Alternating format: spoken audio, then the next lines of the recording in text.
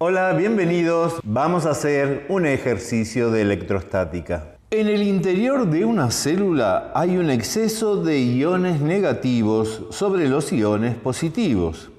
Un número igual de iones positivos en exceso se halla presente en el fluido intersticial exterior de la célula. Los iones en exceso forman finas capas de carga a cada lado de la membrana celular, lo que origina una diferencia de potencial entre el interior y el exterior de la célula. Considere una membrana celular de espesor 10 nanómetros y constante dieléctrica relativa epsilon sub r igual a 8. Sabiendo que la diferencia de potencial entre el interior y el exterior de la célula es 70 milivolts, determine a. La capacidad por unidad de área de la membrana. Trátela como un capacitor plano. B. El campo eléctrico en el interior de la membrana. Módulo, dirección y sentido. C. El trabajo eléctrico en electrón-volt para transportar desde el interior al exterior de la célula un ion sodio, un ion cloro y un ion potasio, respectivamente. Discuta en cada caso el signo del trabajo. Bien, el ejercicio es súper sencillo, prácticamente de aplicación de fórmulas que podés utilizar aún sin entender muy bien de qué se trata. Así que vamos a hacer ese trabajo, vamos a tratar de interpretarlas. Efectivamente, la densidad de cargas positivas y negativas en el interior y en el exterior de la célula generan un capacitor plano en la membrana. La célula utiliza ese capacitor plano como una fuente de energía para un montón de trabajos que necesita hacer la célula para vivir. Estudiar el comportamiento eléctrico de las membranas es uno de los aspectos más importantes para entender la biología celular. Tal vez recuerdes lo que yo llamé la fórmula del constructor de capacitores, que describe de qué variables depende que un capacitor sea más o menos capacitivo. La capacidad era igual a la permitividad del vacío por la constante dieléctrica por el área de las placas del capacitor dividido la distancia entre las placas. El enunciado nos está pidiendo la capacidad por unidad de área, lo cual es muy lógico porque determinar el área de la membrana plasmática, primero que no tiene demasiado interés y segundo que no es nada fácil. En cambio, la capacidad por unidad de área es un dato relevante y basta con dividir ambos miembros de esa igualdad por el área. En el primer miembro ya tendrías la capacidad por unidad de área. En el segundo miembro se cancelan las áreas y ¿qué nos queda? La permitividad del vacío por la constante dieléctrica por la distancia entre las placas.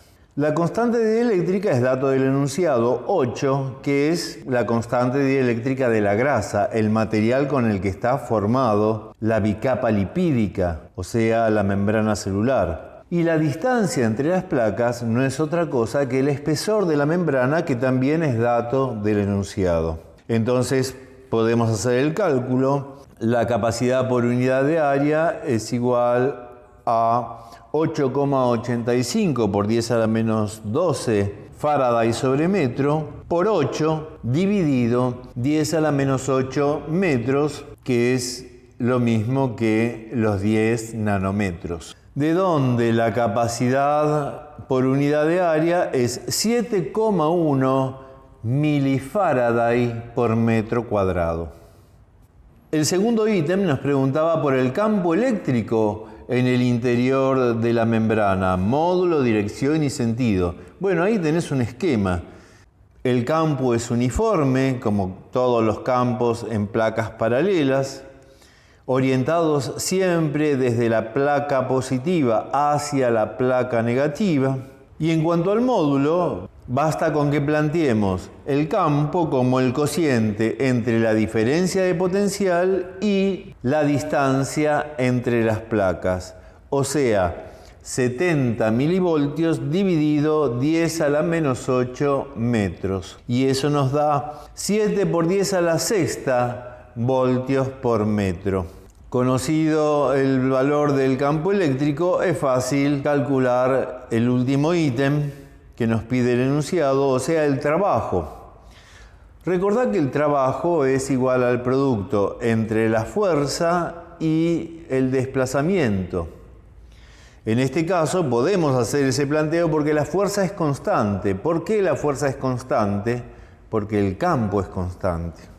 La fuerza la podemos reemplazar por el producto entre carga y campo. Entonces nos queda que el trabajo es igual a la carga por el campo por el delta X. Y ya tenemos todo.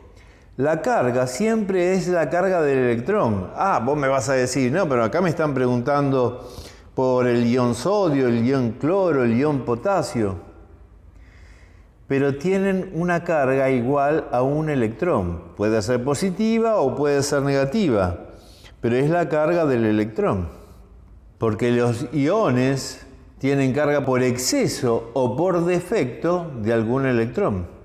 Entonces, el campo por el delta X lo podemos reemplazar por el delta B y nos queda que el trabajo es igual a la carga de un electrón por 70 milivoltios.